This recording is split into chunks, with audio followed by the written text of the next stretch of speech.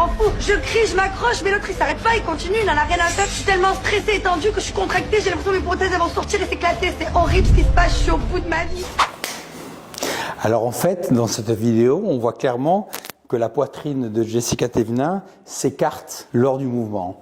Et pourquoi? C'est parce qu'en fait, on utilisait dans les années 2000 des formes extrêmement projetées pour mettre des gros volumes qui occupaient la totalité du décolleté. Et pour cacher ces prothèses qui étaient très volumineuses, on était obligé de les mettre derrière le muscle. Et lors du mouvement, cela faisait quelque chose d'assez disgracieux avec un écrasement de la poitrine sur le côté. Aujourd'hui, ce n'est plus tout à fait le cas et je vais vous parler des nouvelles tendances. Aux États-Unis, aujourd'hui, la grande tendance, c'est le ballerina boobs. Ballerina boobs, pourquoi? On met des prothèses qui peuvent se déplacer avec le mouvement de la danseuse.